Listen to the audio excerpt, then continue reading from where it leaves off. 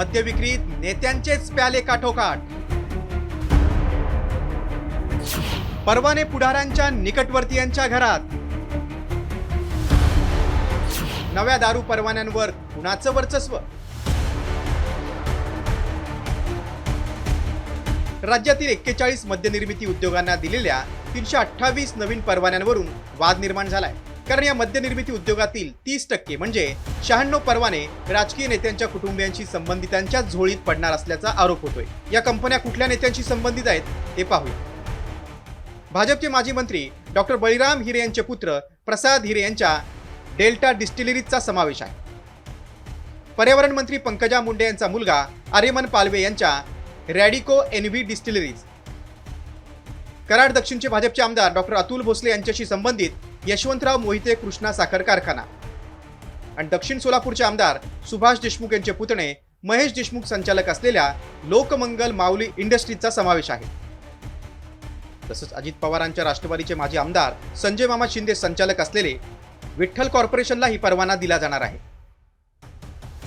मोहोळचे माजी आमदार राजन पाटील यांचे व्यावसायिक भागीदार संचालक असलेले नक्षत्र डिस्टिलरीज अँड ब्रेवरीज आणि उपमुख्यमंत्री अजित पवार यांचे पुत्र जय पवार यांचे व्यावसायिक भागीदार असलेल्या सदानंद बापट यांच्या अँडलर्स बायो एनर्जी आणि असोसिएटेड ब्लेंडर्स या कंपन्यांना परवाने मिळणार आहेत। त्याशिवाय शरद पवारांच्या राष्ट्रवादीतील इस्लामपूरचे आमदार जयंत पाटील यांचे पुत्र प्रतीक पाटील अध्यक्ष असलेला राजाराम बापू पाटील सहकारी साखर कारखाना, शिराळ्याचे माजी आमदार मानसिंग नाईक यांची पत्नी, पुत्र आणि कन्या संचालक असलेली विराज अल्कोहोल्स आणि पक्षाच्या महिला आघाडीची प्रदेश उपाध्यक्षा सोनिया होळकर यांचे पती सत्यजित होळकर संचालक असलेली ग्रेनॉच इंडस्ट्रीज या कंपन्यांना परवान्यांचा लाभ मिळणार आहे।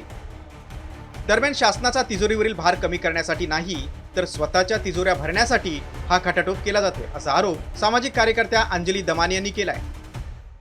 डिस्टिलरीला त्यांनी सगळ्या विदेशी कंपन्यांबरोबर टायअप केले आणि इथे भारतात विदेशी दारू बनवण्याच्या कंपनी सुरू केल्या, ज्याच्यात अगदी अजित पवारांचे जे पुत्र आहेत त्यांची सुद्धा कॅपोविटेज नावाची जी कंपनी आहे आणि तेच अजित पवार म्हणजे ज्यांनी आधी साखर कारखाने वाटले, ज्यांच्या मुलाच्या कंपन्या आहेत तेच अजित पवार परवाने देण्याच्या समितीचे अध्यक्ष आहेत।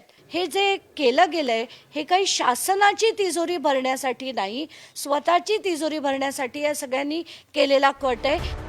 दुसरीकडे 1972 नंतर कोणत्याही कंपनीला मद्य निर्मिती उद्योगाचा परवाना देण्यात आलेला नाही असं विधान उपमुख्यमंत्री अजित पवारांनी केले। मी एक्साईजचा मिनिस्टर आहे। 72च्या नंतर कुठलाही नवीन मद्य परवाना देण्यात आलेला नाही, पण काही मद्य परवाने एका भागातनं दुसऱ्या भागामध्ये इथला रद्द करून दुसऱ्या भागात कोणी नेत असेल तर त्याला आपण परवानगी देतो।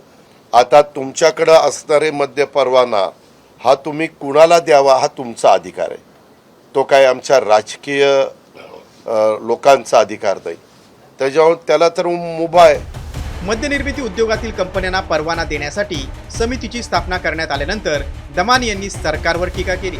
त्यात महसूलवाढीच्या नावाखाली सरकार एकाच मद्यनिर्मिती कंपनीला 8 परवाने वाटत असेल आणि त्यातही राजकीय नेत्यांच्या निकटवर्तीयांनाच परवान्यांची खैरात वाटली जात असेल तर मद्य विक्रीत नेत्यांचे प्याले काठोकाठ भरले जाणारच। राज्यात 108 तालुक्यांमध्ये मद्य विक्रीचं एकही दुकान नसताना सरकारनं घेतलेला हा निर्णय मद्य विक्रीस प्रोत्साहन देण्यासाठी आहे का असा सवाल निर्माण झालाय। गणेश कवडेसह गिरीश कांबळे, साम टीव्ही न्यूज, मुंबई। आता isakal.com आहे देशातील नंबर 1 ची मराठी न्यूज वेबसाईट। प्रत्येक अपडेटसाठी isakal.com ला नक्की भेट द्या।